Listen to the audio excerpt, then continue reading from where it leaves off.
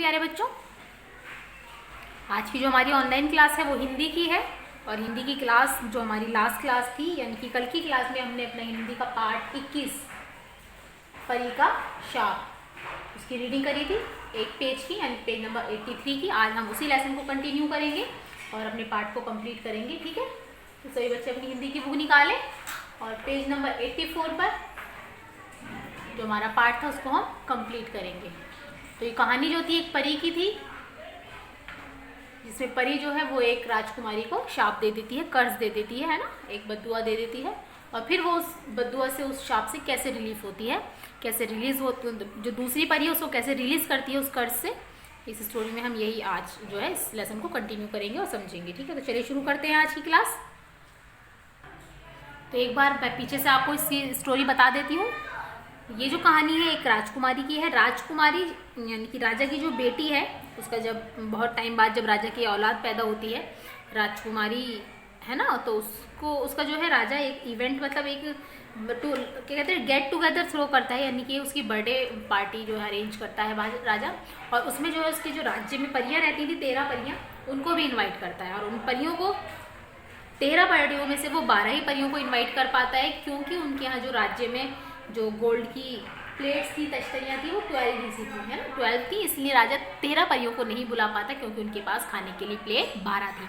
तो 13वीं परी जो है इस बात से बहुत नाराज़ हो जाती है, क्रुद्ध हो जाती है और वो मतलब अपने ना बुलाए जाने पर उस चीज़ को वो अपनी ईगो पे ले लेती है और वो जाकर उस राजकुमारी को जैसे 12 परियां जो है 1 बाय 1 उसको प्रेजेंट देती हैं, एक के बाद एक अपना जो उनके अंदर क्वालिटी होती है वो उसको गिफ्ट करती हैं। तो वहाँ जाकर 13वीं परी जो है वो उसको एक शाप दे देती है यानी कि उसको एक कर्ज दे देती है, बद्दुआ दे देती है और वो कहती है कि 15 साल की उम्र यानी कि जैसे ही ये 15 साल की होगी राजकुमारी तो इसको चरखी की जो तकली होती है यानी कि जो सुई होती है, कल आपको बताया था, उसके चुभने से इसकी मृत्यु हो जाएगी, है ना। यहाँ तक हमने कहानी पढ़ ली थी। अब चलते हैं आगे। ये शब्द कहकर 13वीं परी चली गई, मतलब ये कर्ज देकर ये श्राप देकर उसको 13वीं परी जो है वो चली जाती है। सभी में हाहाकार मच जाता है यानी कि सभी में एकदम शोर मच जाता है यानी कि अजीब सा माहौल में एक अजीब सी खलबली मच जाती है ना कि ये कैसा श्राप देकर गई है राजकुमारी, वो राजकुमारी को परी जो है। राजा रानी उदास हो गए, राजा और रानी दोनों जो है वो उदास हो जाते हैं, सैड हो जाते हैं। क्यों? क्योंकि भाई इतने सालों में तो उनकी औलाद पैदा हुई है और उसको भी परी जो परी है वो उसको भी बद्दुआ देके शाप देके चली गई है। अभी तक 12वीं परी ने अपना जो उपहार है वो नहीं दिया था यानी कि 12 परी जो आई थी पार्टी में उसमें से 11 परियों ने तो उसको गिफ्ट दे दिया था यानी कि एक के बाद एक अपने किसी ने खूबसूरती दी, किसी ने नम्रता दी, किसी ने सहनशीलता दी, ऐसे 11 परियों ने दे दिया था और 11 के बाद ही एकदम से 13वीं परी उसको शाप दी जाती है। लेकिन 12वें नंबर की जो परी थी वो भी बची हुई थी, उसने अभी तक उसको कोई गिफ्ट नहीं दिया था। राजा ने कहा क्या आप 13वीं परी के शाप को हटा नहीं सकती? यानी कि राजा उससे पूछता है परी से क्या आप जो शाप देकर गई है 13वीं परी जो बद्दुआ देके गई है मेरी बेटी को, क्या आप उसको हटा नहीं सकती, क्या खत्म नहीं कर सकती आप? परी बोली मैं शाप को पूर्णतः हटा तो नहीं सकती। पूर्णतः मतलब कंप्लीटली, पूरी तरह हटा तो नहीं सकती, अंडरलाइन करेंगे पूर्णता को, किंतु लेकिन उसे कम कर दूंगी यानी कि उसकी जो ड्यूरेशन है या उसके ऊपर जो उसकी मतलब ज्यादती है उसको मैं कम कर दूंगी। इसके पश्चात उसने कहा 15 वर्ष की आयु में गुलाब मरेगी नहीं, यानी कि वो इसको जो है जो उसका श्राप लगा हुआ था वो उसको कम करती है, कहती है कि 15 वर्ष की आयु में गुलाब मरेगी नहीं, वह 100 वर्ष के लिए सो जाएगी। यानी कि 15 साल की मृत्यु से बचकर मरेगी तो नहीं वो, लेकिन वो 100 साल के लिए यानी कि 100 वर्षों के लिए सो जाएगी। 100 वर्ष के पश्चात यानी कि जैसे ही 100 साल पूरे होंगे गुलाब को एक सुंदर और वीर राजकुमार यानी कि एक जो वीर राजकुमार है और सुंदर यानी कि खूबसूरत राजकुमार आकर जो है वो उसको जगाएगा, है ना। तो यानी कि वो इस तरीके से उसका जो शाप है वो खत्म तो नहीं कर पाती लेकिन उसको कम कर देती है ना, कि वो गुलाब जो है वो मरेगी नहीं पूरी तरह से लेकिन वो 100 सालों के लिए सो जाएगी और 100 साल बाद जैसे ही 100 साल कंप्लीट होंगे एक राजकुमार जो है आकर वो इस राजकुमारी को जगा देगा। दिन महीनों में और महीने सालों में बदलते चले गए। आखिर वह दिन भी आ गया जब गुलाब 14 वर्ष की हो गई और उसने 15वें वर्ष में प्रवेश किया यानी कि प्रवेश यानी कि दाखिल हुई। वह इतनी सुंदर थी कि घर घर उसके सौंदर्य की चर्चा थी। सौंदर्य मतलब उसकी खूबसूरती की चर्चा थी, यानी कि लोग उसके बारे में चर्चा करते रहते थे, डिस्कशन करते रहते थे, है ना। उसे देखकर लोगों को एक अद्भुत आनंद प्राप्त होता था। अद्भुत मतलब एक अनोखा सा, एक अजीब सा जो आनंद है, खुशी जो है वो प्राप्त होती थी। किंतु राजा और रानी के मन में दोनों परियों के शब्द चक्कर लगाते रहते हैं। लेकिन राजा और रानी जो है वो उस परी के बारे में जो शब्द थे, जो अक्षर थे, वो उनके दिमाग में गूंजते रहते थे कि उस परी जो शाप देकर गई थी कि 15 साल की आयु में तुम्हारी बेटी मर जाएगी, उनके मन में यही शब्द जो है वो चलते रहते थे। उन्होंने यह सोचकर गुलाब को 15वीं वर्षगांठ पर बहुत दान पुण्य किया ताकि गुलाब शाप से मुक्त हो जाए। और यही बात उनके दिमाग में जब चलती रहती थी तो उन्होंने इसी बात को सोचकर कहा, सोचा कि उसकी 15वीं वर्षगांठ आई, यानी वर्षगांठ मतलब बर्थडे जब आया, जब उसकी 15वीं सालगिरह आई, वर्षगांठ मतलब सालगिरह, तो उन्होंने बहुत दान पुण्य किया, यानी कि उन्होंने बहुत सारे लोगों को दान दिया, यानी कि बहुत, ताकि जो गुलाब है वो शाप से, यानी कि इस बद्दुआ से, इस कर्ज से मुक्त हो जाए, रिलीज कर जाए, यानी कि वो इस मुक्त से, है ना। एक दिन राजा और रानी सोन नदी के समीप एक मंदिर में गए। महल में गुलाब अकेली थी, यानी कि महल जो उनका पैलेस था, है ना, वह महल में घूमने लगी। घूमते घूमते वो एक ऐसे कमरे के सामने आई जिसमें एक पुराना ताला लगा हुआ था। आप लोगों ने फिल्म्स में या मूवीज़ वगैरह में, जो सीरियल्स में या स्टोरीज वगैरह में सुना होगा कि एक जब महल होता है उनके अंदर कोई ना कोई एक रूम ऐसा होता है जिसमें लॉक लगा हुआ होता है, कभी कोई खोलता ही नहीं है उस लॉक को, है ना। उसके अंदर कोई जादुई शक्तियाँ होती हैं या उनके अंदर कोई पुराना जो है, कोई अतीत का कोई इस तरीके कुछ छिपा हुआ होता है ना, कि उसको ताले को खोलना मना होता है। मूवीज़ में आपने अक्सर देखा होगा ऐसा। तो ऐसे ही यहाँ भी राजमहल में वो ऐसे कमरे के सामने आई जिसमें एक पुराना ताला लगा हुआ था और उस ताले में एक भद्दी सी चाबी पड़ी थी, यानी एक बहुत ही बेकार सी, एक बहुत ही पुरानी सी जंग लगी हुई इस टाइप की चाबी पड़ी हुई थी। गुलाब ने ताला खोला और अंदर चली गई। गुलाब उस ताले को खोलती है और अंदर चली जाती है। अंदर जाकर गुलाब ने देखा एक बुढ़िया तकली पर सूत काट रही है, यानी कि उस कमरे के अंदर जब वो एंटर करती है तो वहाँ पर वो देखती है कि वो बुढ़िया जो है वो तकली पर क्या काट रही है, सूत काट रही है, यानी कि ऊन से जब हम काटते हैं, जो धागा बनाते हैं, तो वो सूत कहलाता है, कि वो सूत काट रही है। तकली से रेशम जैसा तार निकलते देखकर गुलाब को बड़ी प्रसन्नता हुई। प्रसन्नता मतलब खुशी हुई। उसने बुढ़िया से पूछा, तुम ये तकली से सूत कैसे काट लेती हो? अब गुलाब ने भी उस तकली को उठा लिया। अचानक तकली उसके हाथ में चुभ गई, हाथ से खून बहने लगा। तभी गुलाब को नींद आ गई। वहीं एक पलंग पर गुलाब एक गहरी नींद में सो गई, यानी कि जैसे ही उसने तकली उठाई, और तकली मैंने आपको बताया था कि सुई जैसी होती है, तो उसकी जो उसका नुकीला पॉइंट होता है तो वो उसकी उंगली में चुभ जाता है, और जैसे ही वो उसकी उंगली में चुभता है हाथ से खून बहने लगता है और एकदम से ही गुलाब को नींद आने लगती है।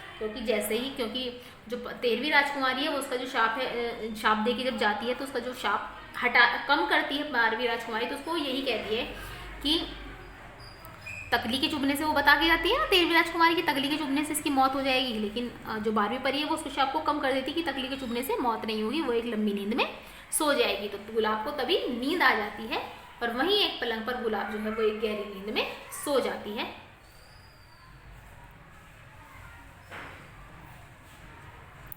जिस समय गुलाब को नींद आई उसी समय महल में नींद का वातावरण छा गया, यानी कि पूरा एटमॉस्फेयर जो था, नींद जो पैलेस का जो पूरा माहौल था, जो पूरा एटमॉस्फेयर था, जो वातावरण था, वो पूरा एकदम ऐसे शांत हो जाता है, यानी नींद वाला हो जाता है ना।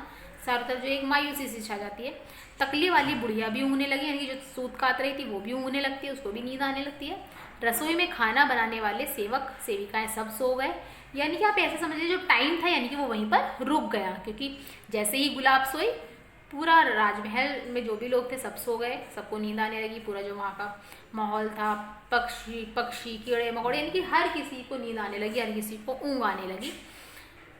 महल के उद्यान में, उद्यान मतलब गार्डन में, महल के बगीचे में चहकते हुए पक्षी भी वृक्षों पर, पेड़ों पर सो गए। मक्खियाँ, तितलियाँ, कुत्ते आदि महल के सभी प्राणी जहाँ भी जिस प्रकार खड़े अथवा बैठे थे सो गए, यानी कि हर तरफ जो है वो नींद का माहौल हो गया था, है ना। राजा रानी मंदिर से लौटते ही नींद में ऐसे खोए कि जागने का नाम तक ना लिया। दिन बीतने लगे, महीने बीतने लगे, वर्ष बीतने लगे, यानी कि वो जो लोग थे वो सबके सब सो गए थे जैसे ही राजकुमारी सोई, और पूरा राजमहल ही सो गया था, है ना, ताकि जब वो उठे तो सब एक जैसे, यानी सब जो है वो एक ही टाइम पे सब मिलते हैं। तो वर्ष बीतते गए, यानी महीने, दिन बीते, महीने बीते, साल बीतते गए। उस महल के चारों ओर बड़ी बड़ी झाड़ियाँ उगाई, क्योंकि जब बताइए 100 साल तक सोना था, 100 साल कितने होते हैं ना, तो 100 साल तक सोते तो क्या हुआ, महल की चारों तरफ जो होती है वो झाड़ियाँ उगाई। भाई जब वहाँ की कटाई छटाई नहीं होती, सफाई नहीं होती, तो वहाँ पर जो है झाड़ियाँ उगाई, उनमें बड़े बड़े कांटे लग गए। इन झाड़ियों ने सारे महल को ढा दिया, इनकी झाड़ियाँ जब इतनी ऊंची ऊंची हो गई, उनकी हाइट बढ़ गई, तो महल को उन्होंने ढक दिया, है ना। इन झाड़ियों और कांटों के कारण सारा महल आंखों से ऊंचल हो गया, यानी कि झाड़ियाँ जो थी और कांटेदार जो वृक्ष थे, झाड़ियाँ इधर उधर जब बढ़ने लगी तो सारे महल को उन्होंने ढक दिया, मतलब, है ना, जब वो ढक गई सारी की सारी चीज़ें तो महल आंखों से उछल हो गया, यानी कि वहाँ ऐसा पता ही नहीं लगता था कि यहाँ पर कभी कोई महल भी था, आंखों से महल जो था वो गायब हो गया।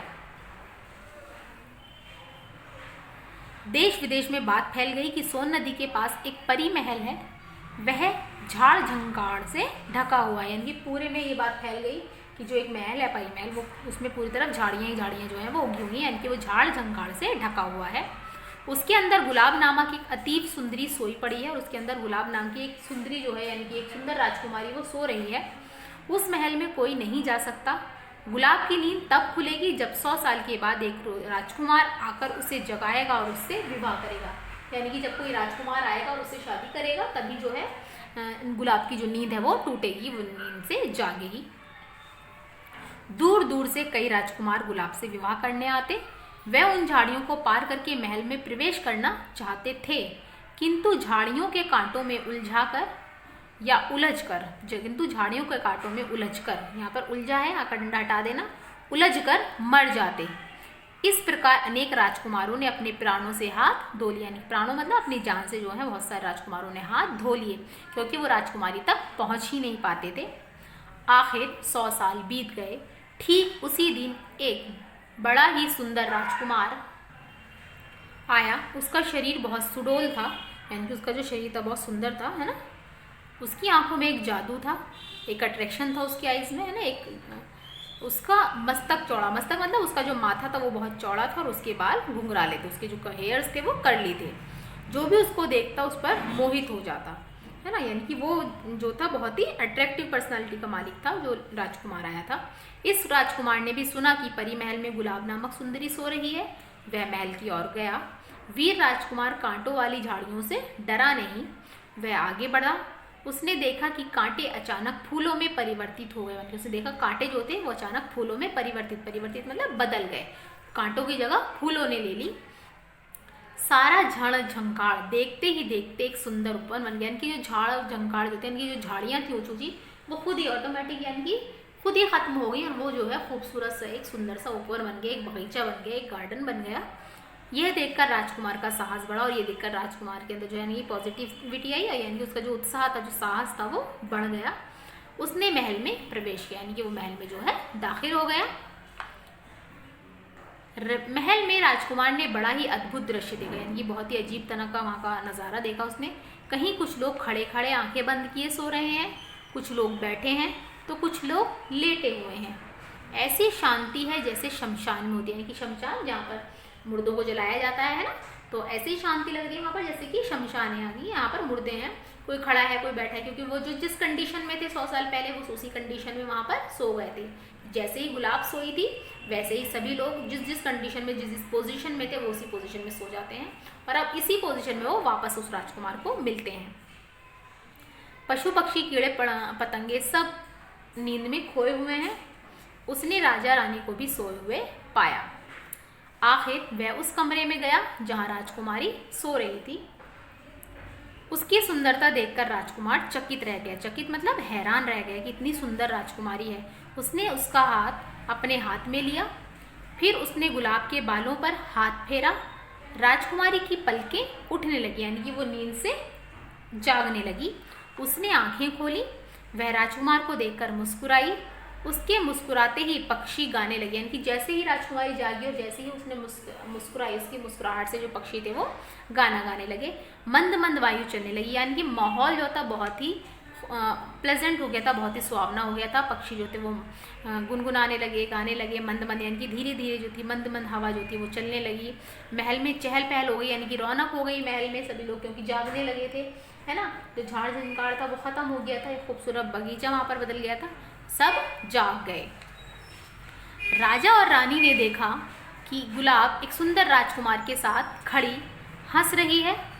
दोनों ने एक दूसरे को हाथ पकड़ रखा है, यानी कि दोनों ने एक दूसरे का हाथ पकड़ रखा है। को की मात्रा है, ओ की मात्रा हटा देंगे, आकर डंडा रहेगा। तभी 13वीं परी प्रकट हुई। 13वीं परी जो है जिसने शाप दिया था उस राजकुमारी को, तभी वो वहां पर प्रकट होती है। उसने दोनों को फूलों का एक गुलदस्ता भेंट किया और बोली, आज मेरा शाप समाप्त हो गया। यानी कि जो उसने कर्ज दिया था, जो उसको बद्दुआ दी थी, वो कहती है आज जो उसका पीरियड था, यानी कि आज जो शाप है ये खत्म हो गया, तुम इस शाप से मुक्त हो गई हो। अब गुलाब और राजकुमार सुखपूर्वक रहेंगे। सुखपूर्वक यानी कि अब वो खुशी खुशी रहेंगे। अब मेरा जो कर्ज था, जो शाप था, वो खत्म हो गया है। शहनाइयाँ बजने लगी। गुलाब और राजकुमार का विवाह हो गया। राजा और रानी की प्रसन्नता यानी कि उनकी जो खुशी थी उसकी कोई सीमा नहीं थी। राजा और रानी यानी कि बहुत ज़्यादा प्रसन्न थे, क्योंकि जो उनकी बेटी थी, जो राजकुमारी थी, वो अब जीवित हो गई थी और जो शाप उसको दिया गया था वो उस शाप से मुक्त हो गई थी। लेसन हमारा पार्ट 21 परी का शाप वो यहीं पर ख़त्म होता है। सभी बच्चे इस लेसन की रीडिंग ध्यान से करेंगे और जो डिफिकल्ट वर्ड, जो कठिन शब्द अंडरलाइन कराए गए हैं उसको याद करेंगे और उसका इम्ला ज़रूर लिखेंगे। ठीक है, इंशाल्लाह फिर मुलाकात होगी नए सब्जेक्ट के साथ, नई वीडियो के साथ। तब तक के लिए अस्सलाम वालेकुम, अल्लाह हाफिज़।